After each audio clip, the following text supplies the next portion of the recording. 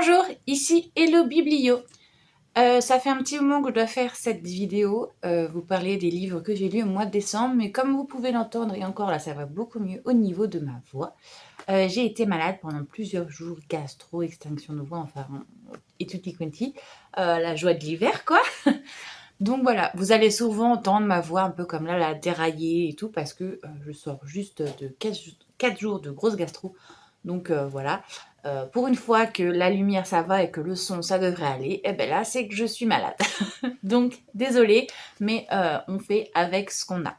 Donc dans cette vidéo, je vais vous parler, des livres que j'ai lus durant le mois de décembre et plus particulièrement dans cette vidéo, je vais vous parler des romans que j'ai lus. Je suis assez fière de moi parce que, j'avais vu ce film il y a très longtemps et je m'étais dit que, il faudrait que je regarde s'il y avait une suite.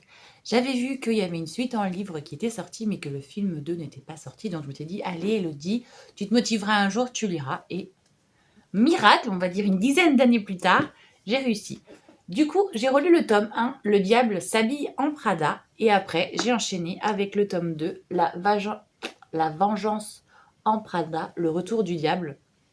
Donc voilà, j'ai lu ces deux tomes-là. On va partir sur le résumé du premier parce que sinon ça vous spoilera un peu le 2. Le résumé du premier, c'est une jeune fille qui sort de l'école de journaliste, si je ne me trompe pas, et qui emménage à New York et elle décide du coup de postuler dans plusieurs journaux pour pouvoir vivre de son métier tout simplement. Sauf qu'elle va vite se rendre compte qu'en fait on ne peut pas directement arriver dans le New Yorker ou dans le Times, il va falloir qu'elle fasse des petits boulots.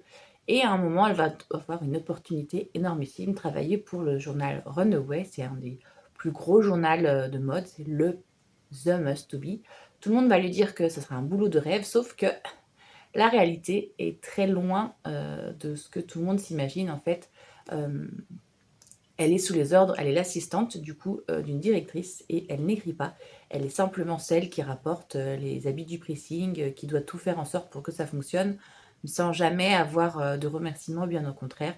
Elle se fait appeler par le nom d'une autre des assistantes, enfin bref. Elle vit sous les joues d'un tyran, 24 heures sur 24, 7 jours sur 7, pendant un an. Elle devra supporter ça pour après avoir une lettre de recommandation pour aller travailler n'importe où elle veut.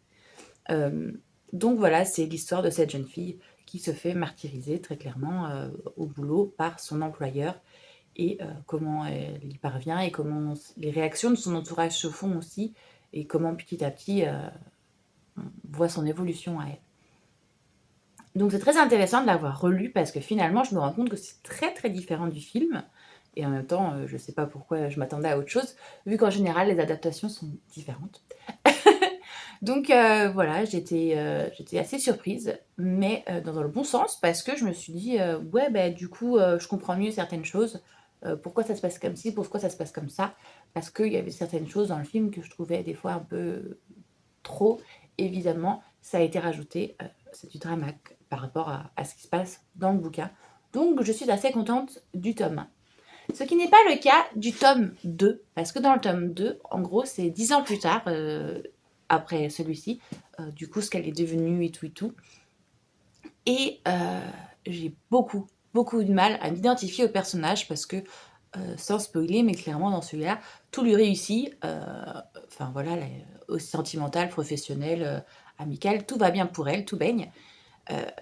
Et du coup, c'est très difficile de s'identifier parce qu'elle vit quand même dans un monde assez luxueux et elle se plaint pour des choses, voilà.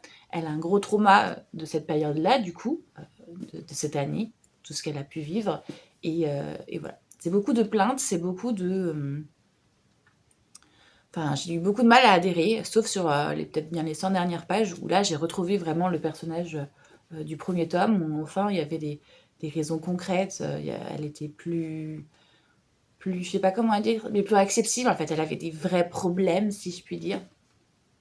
Donc voilà, très déçue du deuxième tome et, euh, et très content qu'il n'y en ait pas de troisième du coup parce que je vois pas où ça pourrait aller par la suite. Alors c'est Noël, je ne pouvais pas passer sans cette période, sans lire de romances de Noël, parce que je m'étais dit cette année c'est la bonne, d'habitude je n'en lis pas. Donc je me suis dit, allez, fais un effort, force-toi cette année à lire des romances de Noël. Donc c'est ce que j'ai fait. J'ai lu N'oubliez pas les chocolats et je ne regrette absolument pas. N'oubliez pas les chocolats, c'est l'histoire d'une jeune femme qui n'aime pas du tout Noël, mais qui va perdre son emploi et qui va devoir se retrouver à faire un travail dans un magasin de jouets en période de Noël. Et ça, c'est la jeune femme. Et le jeune homme, lui, à l'inverse, il adore les périodes de Noël. Et c'est le directeur du magasin de jouets dans lequel la jeune femme va venir. Et son objectif à lui, ultime, ça va de lui faire aimer Noël avant le 25 décembre. Du coup, c'est une belle petite romance comme on les aime. C'est assez rafraîchissant parce qu'en général, les rôles sont inversés. En général, c'est l'homme qui n'aime pas Noël et la femme qui aime Noël et qui lui fait découvrir les joies de Noël. Donc là, c'est inversé, c'est cool.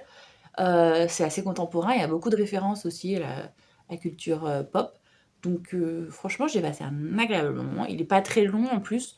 Donc tout ce qu'il faut pour passer un bon moment pendant les périodes de Noël. Franchement, j'ai adoré. Et du coup, ce bouquin, à l'inverse des autres que je vais vous parler après, m'a grave envie l'année prochaine. Je pense que pendant la période de Noël, je vais en acheter plusieurs et me foutre ça dans les pattes parce que j'ai été surprise par moi-même. J'adore tout ce qui est film de Noël, hein, qu'on peut voir sur TF1, M6 et compagnie, mais j'avais pris l'habitude d'arrêter d'en regarder parce que on les voit arriver, les scénarios à 10 km, il n'y a rien de très original. Et donc, la romance en général, c'est pareil. Je me suis dit, la romance de Noël, c'est encore pire.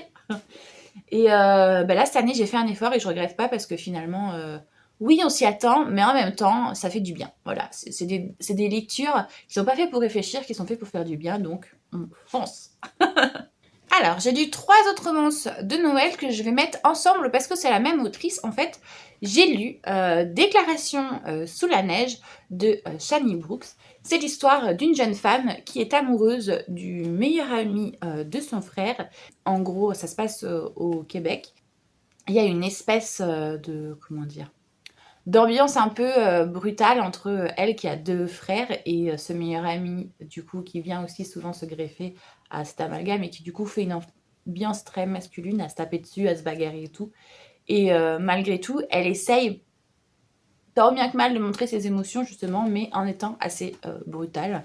Voilà, un peu comme un gros bourrin. Mais ça ne passe pas et elle va finir par déclarer ses sentiments. Mais voilà, je ne vais pas vous dire la fin. Bien que ça soit une toute petite nouvelle, c'est pas très long, je crois qu'elle doit faire 100-120 pages. En fait, c'est un petit spin-off pour préparer à la suite les Juste pour Noël, que je vais vous parler juste après. Donc, c'est le passé du personnage du tome 1 dont je vais vous parler juste après. Donc voilà, pour déclarer sous la neige, c'est pas mal, une déclaration sous la neige, mais la fin s'explique parce que quand on lit après le tome 1, tome 2, tome 3 et tout, oui, c'est forcément cette fin devait être comme ça, mais du coup c'est un peu bah, tout ça pour ça quoi. Donc voilà. Ensuite, du coup, je me suis trompée de sens, donc j'ai vite rectifié le tir. J'avais commencé à lire, non, j'avais lu un extrait de juste un câlin pour Noël. Et après, je m'étais mis à lire, du coup, juste un sourire pour Noël, alors que du coup, j'avais pas fini. Enfin bref, c'était tout un bordel. Donc, il faut lire dans l'ordre, si je ne me trompe pas. Juste un câlin pour Noël. Après, juste un sourire pour Noël. Et ensuite, ça doit être juste un baiser pour Noël. Je sais plus la suite, je ne les ai pas lu de toute manière. J'en ai lu que 2, le reste, du coup, j'essaierai de le lire l'année prochaine. Et encore, pas sûr. Parce que vous allez voir que mon avis est mitigé. Donc, juste un câlin pour Noël, c'est l'histoire d'une jeune femme, justement. On retrouve Nico, la fameuse femme de Déclaration sous la neige, bien plus tard, qui vit du coup, je sais plus trop où, au Québec, mais en gros, elle est partie de son petit village Chanteneige au fin fond de la campagne, elle est allée vivre dans la grande ville, travailler du coup, et elle va se retrouver devant un barista qui va pas arrêter de la draguer. Ça fait plusieurs semaines qu'il lui lance des invitations plus ou moins subtiles. Et elle va devoir se retrouver à aller pour les fêtes de fin d'année chez sa famille, mais elle a énormément peur parce que plein de choses se sont passées. Il y a eu des décès et tout, donc l'ambiance n'est pas top top et elle a un peu peur de retourner dans sa famille. Du coup, ce jeune homme, Yael, décide, qui est un Français, décide de lui donner un coup de main et de lui dire bah, écoute, moi, si tu veux, je veux bien t'aider à te réconcilier avec les membres de ta famille. Bref. Mais en attendant, il se fera passer pour son fiancé. Donc c'est un peu en mode, voilà, c'est une rom-com de Noël tout simplement. Donc il va arriver dans cette famille qui est très brute de décoffrage, très rurale, voilà, et il va devoir essayer de dépatouiller le micmac qu'il y a entre les membres de cette famille. Qu'est-ce que je pourrais dire? Je pourrais dire que cette histoire est bien écrite, ce qui est le cas. Le bémol pour moi, c'est qu'il y a pas mal... Alors c'est un bémol, mais en même temps c'est une réussite, je pense, pour certains. C'est que c'est au Québec et du coup il y a pas mal de mots québécois, d'expressions québécoises, de mots québécois.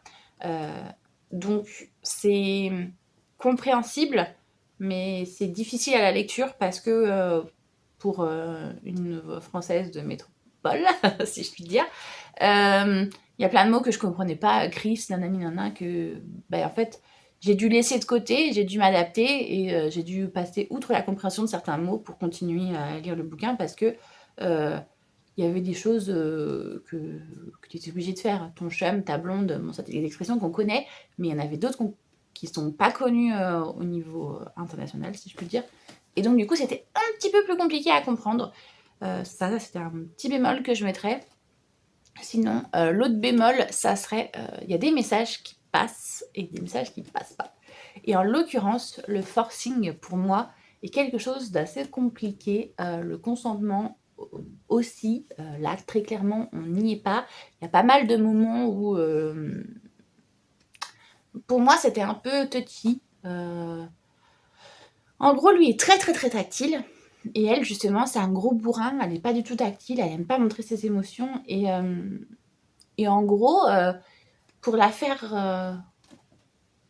faire ressortir des émotions, il va forcer le trait, il va vraiment être pour le coup, un gros bourrin, tactilement, la toucher, nanana, au début, sans forcément son consentement. Après, elle va justement lui faire comprendre que ça ne se fait pas et qu'il faut mettre des règles. Mais, je sais pas, il y a des choses comme ça qui, pour moi, sont assez touchy. Même si en soi, l'histoire, je l'ai bien aimée parce que les relations entre les personnages, on est déjà dans plusieurs points de vue aussi, ce qui est pas mal. On est dans le sien à elle, dans le sien à lui, dans celui-là du petit-neveu. Et du coup, c'est plutôt pas mal parce qu'on voit les enjeux se faire petit à petit. Donc, c'est pas mal, mais il y a des choses qui m'ont un peu dérangée. Voilà. Et du coup, même problème pour juste un sourire. Cette fois-ci, c'est juste un sourire pour Noël. Donc on va prendre Zach, son frère à elle, et la sœur du meilleur ami dont elle était amoureuse avant, bref. Et eux aussi sont amoureux depuis longtemps, mais ne se sont jamais avoués, bien au contraire, se sont martyrisés l'un l'autre depuis très longtemps. Comment vous dire que le délire de comme je t'aime, je te martyrise, ça a fait son temps. Et donc du coup, même problème au niveau de la syntaxe un peu trop québécoise à mon goût. Mais ça, c'est vraiment juste personnel. Et j'ai pas du tout aimé... En fait, j'ai bien aimé le début, mais la fin m'a posé problème au niveau de tout ce qui est justement en relation toxique. Comment dire, on met sur son dos à un personnage toute la relation toxique, alors que je suis pas d'accord. La relation toxique, pour le coup, elle va dans les deux sens. Les deux là sont toxiques l'un pour l'autre. Et faire porter tout le chapeau à un des personnages, je n'étais absolument pas d'accord. Et la fin, justement, à partir du moment où tu considères que cette personne est toxique, désolée, je vais vous spoiler un petit peu, hein, mais tu peux pas pardonner. Bon, en même temps, c'est une romance de Noël, donc vous vous doutez bien que voilà, ça se file bien. Mais à partir du moment où tu considères que cette personne est toxique, elle t'a détruite, non, tu pardonnes pas, les gars. Enfin, au bout d'un moment, non, non, non, non, non. Puis il y a plein de petits trucs comme ça. Justement, à un moment, il fait du forcing et où il lui ment et il est excusé, lui, de l'avoir menti parce que il a fait ça pour elle, pour qu'elle se sente bien. Mais gars, t'as menti, hein, on s'en fout. Non. Et tout le monde est avec lui en mode oui, il a eu raison de faire ça parce que sinon ça aurait été triste. Mais what? Non, franchement, il y a des choses qui m'ont énormément, beaucoup plus dérangé dans celui-là, dans le deuxième que dans le premier. Dans le premier, il y avait juste des petits trucs qui me... Mais dans le deuxième, ça a été accentué puissance, pas 1000, mais voilà. Donc, je pense pas du coup que je lirai le tome 3. Il y a peu de chance. Après, je sais pas, l'année prochaine, peut-être que justement, pour finir justement cette saga et en avoir un avis peut-être plus global, plus complexe, je lirai la suite justement par curiosité. Mais pour le moment, là, la fin du tome 2 m'a énormément déçue. Donc, on verra. Alors, voici le dernier que j'ai lu ce mois-ci, L'année solitaire. Je n'en reviens pas d'avoir enfin réussi. Ça fait plusieurs mois que je l'avais mis dans ma palle. Je l'ai même mis dans ma palle du mois prochain, que je vais devoir cutter à la vidéo, parce que du coup, non, je n'ai pas à lire le mois prochain. Ça y est, c'est fait. Enfin, là, on est le 29 décembre, hein, pour vous dire à quel point je viens juste de le terminer, genre hier. Donc, enfin, c'est fin, c'est fait, c'est lu. Donc voilà, L'année solitaire de Alice Oseman, c'est l'histoire de Tori Spring, la sœur de Charlie, si vous connaissez de Heartstopper. Donc du coup là, on est dans son année de première ou terminale, je sais plus, à elle, et voir ce qui va lui arriver. Tori est une jeune femme qui n'aime clairement pas les choses, elle s'en fout de tout, elle n'aime pas la vie, elle n'aime pas les gens. Et du coup, on va partir sur cette année-là qui pourrait peut-être bien tout changer pour elle, parce qu'elle va faire des rencontres, elle va vivre des choses différentes. J'avais très peur parce que dans ce bouquin, il est question de dépression. C'est un sujet dans le bouquin. Et justement, il était vendu comme ça, comme très splinant, en mode, voilà, c'est pas un livre à lire quand on est dans une mauvaise période. Et finalement, alors c'est une plume très facile à lire, hein, c'est très aéré, enfin voilà, c'est très fluide, donc ça se lit facilement. Le sujet en soi peut être la dépression, mais pour moi, c'est pas vraiment ça. Pour moi, c'est surtout l'adolescence et la complexité de l'adolescence. Mais par contre, j'ai eu un peu de mal avec le message de fin. J'ai pas trop compris où l'auteur voulait en venir, donc pour moi, ça c'est un gros bémol. L'histoire en soi, elle est bien, mais la chute, j'ai pas compris. Donc voilà, j'ai pas compris le message de fin. Est-ce que, comment dire, est-ce que l'amour peut soigner la dépression? Est-ce que être en dépression, c'est OK? Enfin, est-ce que se sentir mal, c'est OK? Tout le monde a le droit? J'ai pas trop compris le message.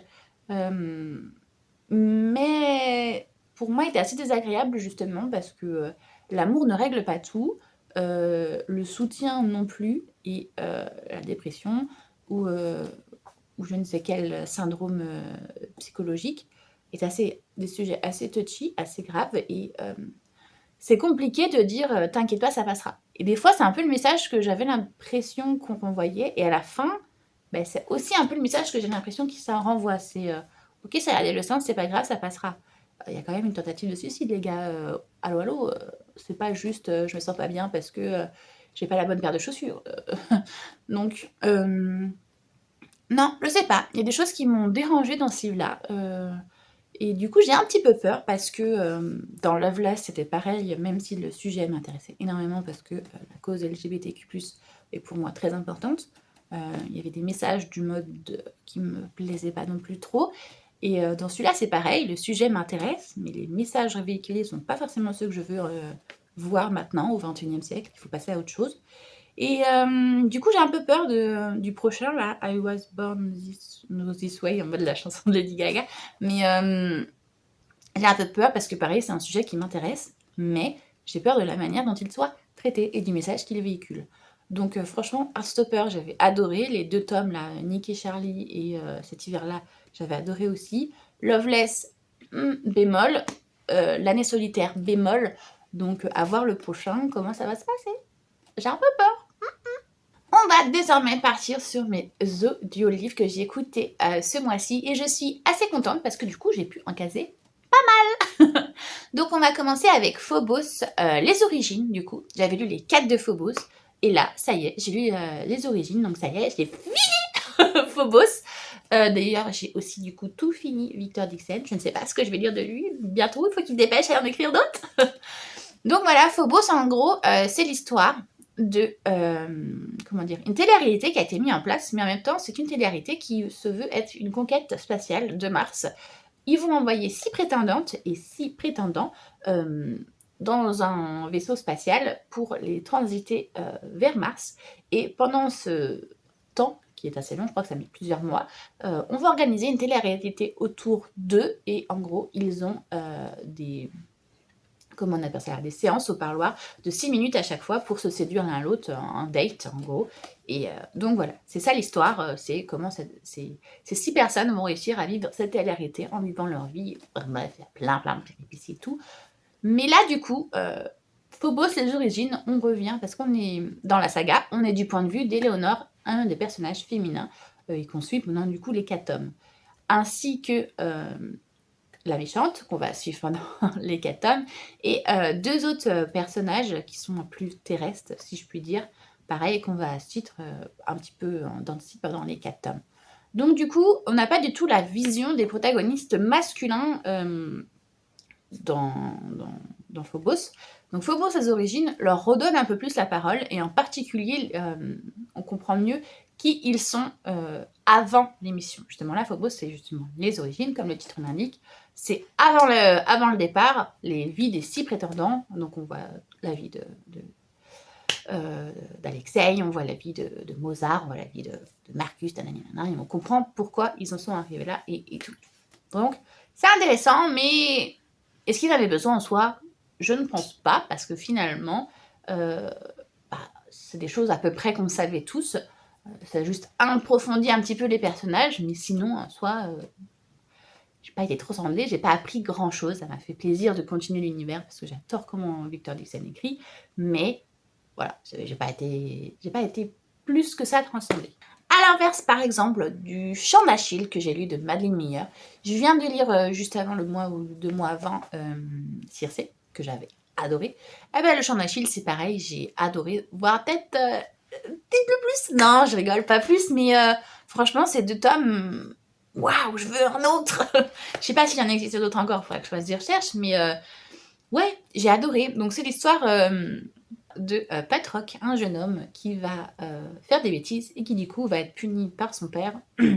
Il va être envoyé à vivre chez un autre souverain en mode exil, où il va rencontrer le jeune prince Achille, avec qui il va se lier d'amitié dans un premier temps, et après, plus ses affinités. Ça fait partie du folklore de la mythologie grecque, et c'est très important parce que ça prouve que même dans la mythologie, il y avait des histoires d'amour entre personnes de même sexe. Preuve que si à une époque aussi ancienne, on en parlait déjà dans les mythes et légendes, ça voulait dire que ça existait et que ça n'a rien de contre-nature et que ça n'a rien de moderne ou dans notre société. Ça a toujours eu lieu, donc qu'on arrête de nous dire que ça n'est que de la maladie de ce siècle ou je ne sais quelle connerie comme ça. Non, il faut arrêter justement de dire des conneries pareilles. Calme-toi. Donc voilà, c'est l'histoire de 2 jeunes garçons qui vont apprendre à découvrir leur corps, qui vont apprendre à se découvrir eux-mêmes, qui vont essayer de comprendre qui ils sont et de s'aimer tout simplement dans un monde qui est en guerre en plus. Donc il y a pas mal de choses qui s'entrechoquent et c'est une histoire d'amour absolument magnifique, très bien écrite. Et j'ai rien à dire de plus, tu lisais quoi. C'est génial. C'est un peu long, mais c'est franchement une pépite. J'ai écouté aussi Witch and God, tome 1. Je sais plus c'est quoi le titre. Bref, on s'en fiche. Du coup, c'est l'histoire d'une jeune femme qui fait partie de la communauté des sorcières. Et le souci, c'est que c'est la seule de sa communauté à ne pas avoir de pouvoir magique, à ne pas avoir de don à la naissance. Dans cette histoire, il existe justement les dieux et les sorcières qui vivent un peu, comment dire, de manière ennemie, si je puis dire, puisqu'il y a eu des guerres entre les deux et que là, on essaye de mettre en place un traité de paix, si je puis dire, en mariant 2 personnes des 2 communautés. Donc il faut marier une sorcière avec un dieu. En l'occurrence, c'est sa sœur qui est choisie, et donc elle a un peu de mal, la jeune fille, parce qu'elle ne veut pas que sa sœur fasse un mariage arrangé, elle veut qu'elle vive la vie qu'elle a souhaité d'avoir, et qu'elle ne se sacrifie pas pour la communauté. Le jour du mariage arrive, et le père du dieu et le dieu en question, enfin, c'est pas son père vraiment, hein, c'est Zeus quoi. Zeus est le dieu qui va se marier, c'est pas lui, c'est un de ses descendants plutôt. Enfin, même pas, c'est un descendant de Héra, sa femme, bref. Vont décider de faire le mariage, mais du coup, justement, comme je disais, le jeune dieu en question, lui, va refuser de se marier avec la sœur de... Merde, j'ai perdu son nom. De la sorcière qui est en question, justement, il va vouloir épouser celle qui est sans don.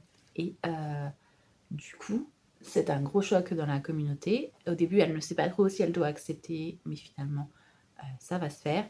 Et du coup, il va y avoir plein d'intrigues, justement, des complots, trahisons et tout, entre les deux communautés, ou au sein même des communautés. C'est cool.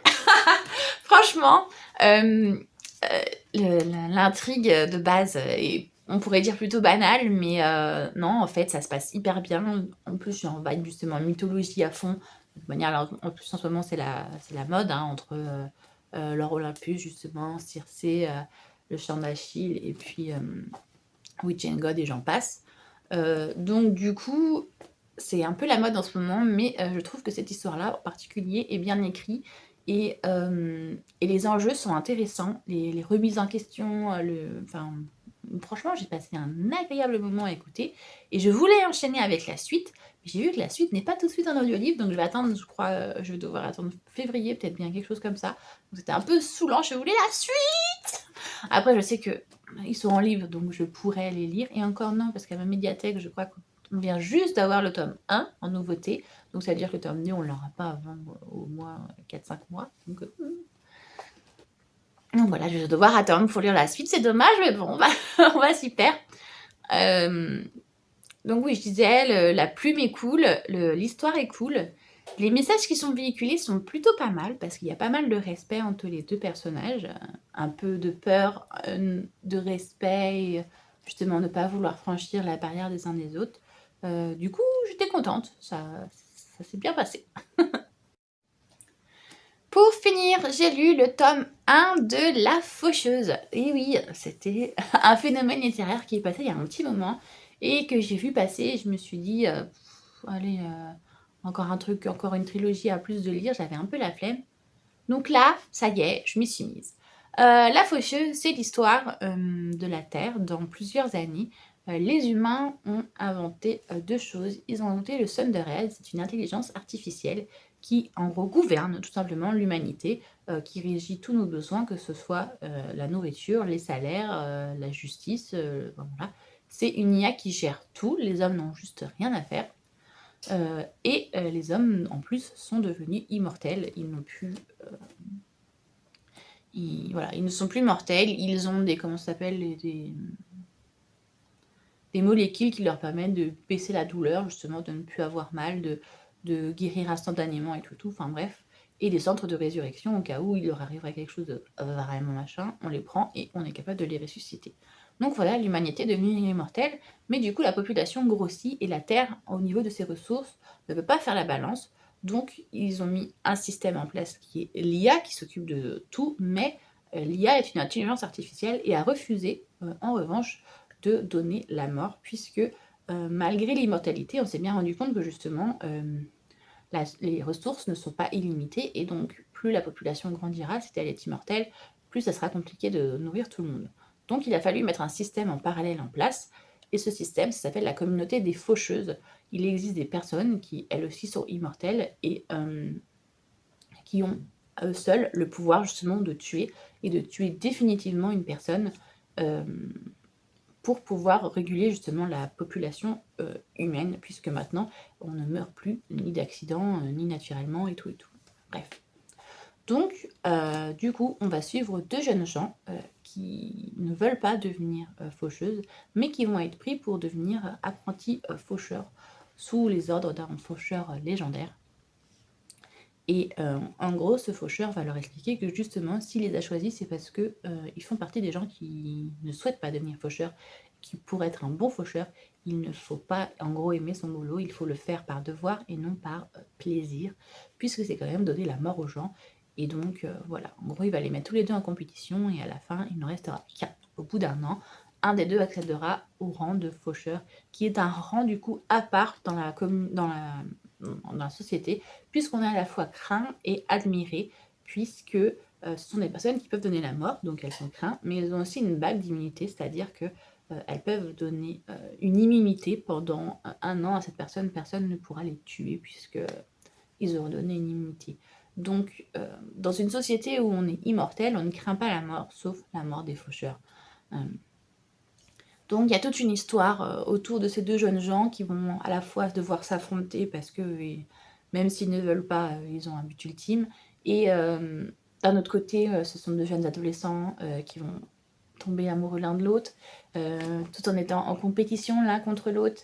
C'est assez intéressant et bien joué. Hein. La communauté aussi est très intéressante, les complots, les trahisons et tout, c'est génial. On adore. Et on a aussi toute une réflexion au niveau de l'IA et de ses pensées qu'on voit, comment l'humanité se débrouille, comment les besoins de l'humanité, même celles qu'elle ne croit pas, genre par exemple devoir être occupée alors qu'il y a un salaire minimum pour tout le monde, même si tu ne fais rien, en gros tu auras quand même de l'argent. Enfin, il y a tout un système qui montre justement comment l'humanité s'autodétruit aussi. Enfin, les idées derrière sont très très très intéressantes, franchement. On est de l'ordre pour moi là, du Victor Dixon avec Extincta et Cogito. On est dans ces vibes-là et du coup, j'adore énormément. Donc voilà, j'ai lu le tome 1 et pour le mois prochain, je compte lire le tome 2. Donc, voir le 2 et 3 parce que si surtout j'écoute un audio-livre, ça ira plus ou moins vite. Donc, voilà. J'étais très très contente de cette lecture et j'ai hâte de voir la suite. Donc voilà, je vous ai parlé des lectures que j'ai fait ce mois dernier, au mois de décembre, sur les lectures en termes de romans. Je suis assez contente de moi, j'en ai lu pas mal. Après, c'est un peu de la triche parce qu'il y en a plusieurs qui sont en lieu de livre, mais en même temps, justement, ça me permet des moments comme quand par exemple on fait le ménage ou je ne sais quoi, de pouvoir écouter et en même temps avancer dans mes lectures. Donc je suis assez contente de moi. Donc j'espère que cette vidéo vous a plu. Si c'est le cas, n'hésitez pas à liker, ça aide toujours pour le référencement. Si vous voulez parler avec moi des livres que j'ai lus, il n'y a pas de souci, il y a l'espace commentaire pour ça. Et si vous souhaitez suivre le reste de mes autres vidéos, n'hésitez pas à vous abonner. Donc moi, je vous fais tout plein de gros bisous.